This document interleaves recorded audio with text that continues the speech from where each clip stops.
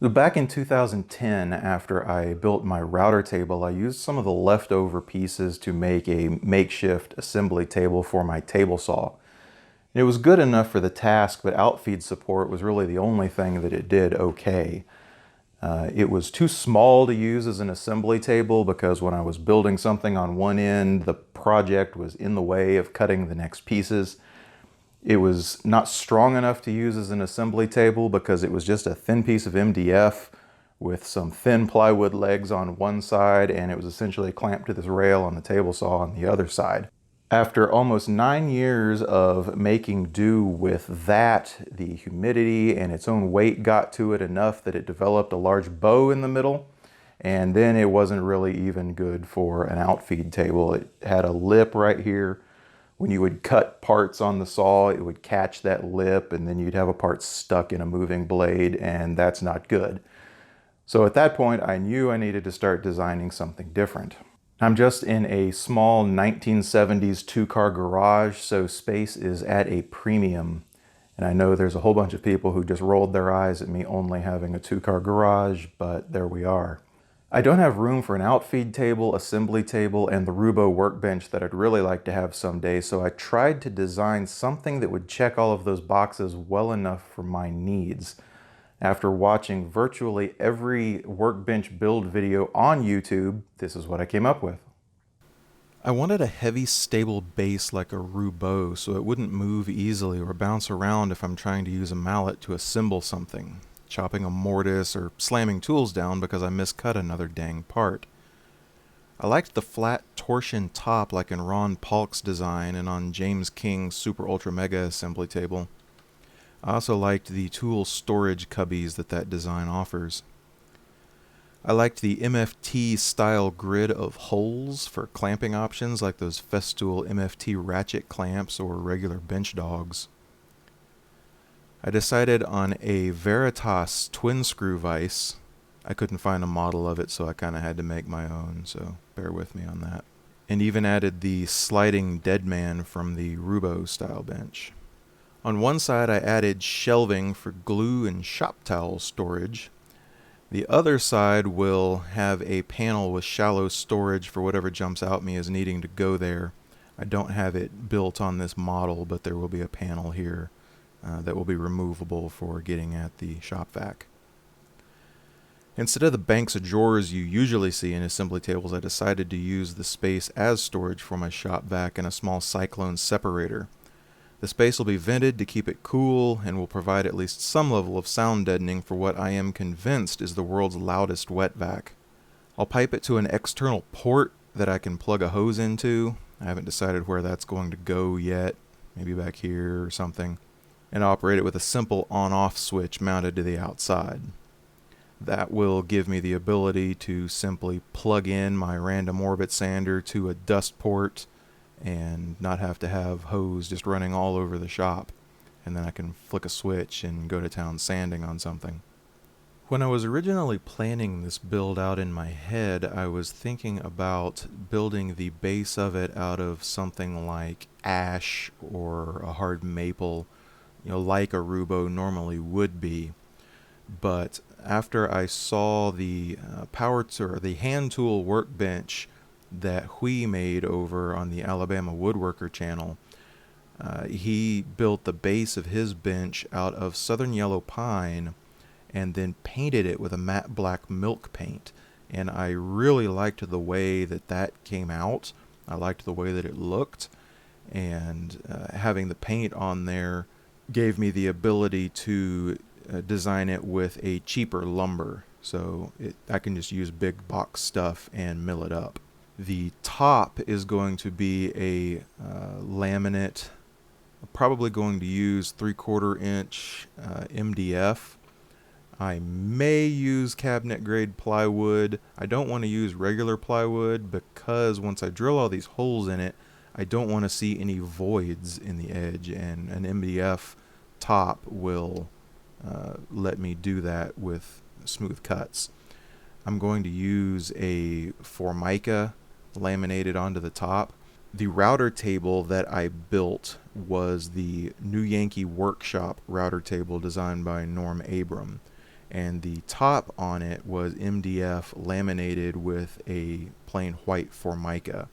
And that is the top material that I used to make the little makeshift outfeed table I had before. What I really liked about that was if I dripped glue on it, it would just come right up with my fingernail. I didn't have to be too overly careful about masking off to glue up a project. So I'm going to use a black Formica laminated to the top of this for that same purpose. And it looks really cool. The top will be the same width as my table saw, and 48 inches deep, not counting the trim because, well, sheet goods are 48 inches deep. Now we'll start this project as every good project starts, by going to Home Depot and buying some lumber.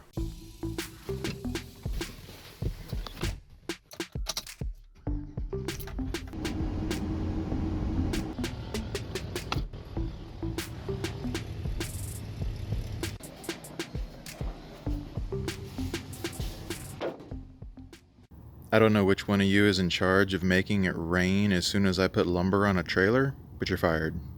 Here I'm cutting the pieces that will be laminated together to form the blanks for the legs. I drew the legs at 5.5 inches square, but they'll probably end up just under that due to the milling. The finished height of the leg is 31 inches, but I'm cutting them here at 32, and I'll trim them all the same with a stop block at the miter saw after glue up.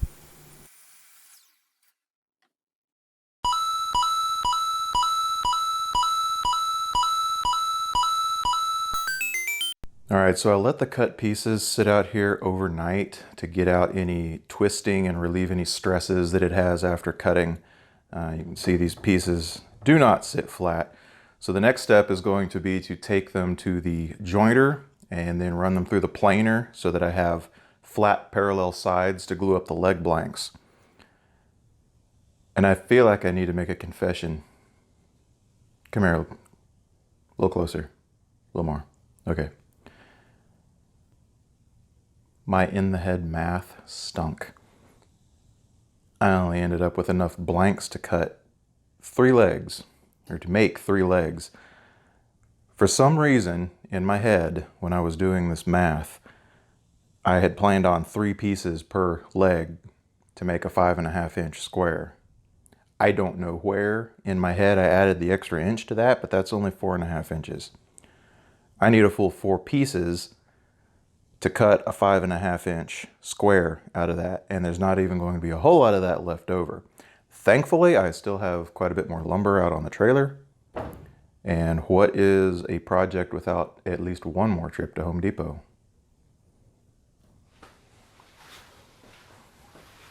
I bought 2x8s for this because I want a 5.5 inch finished width.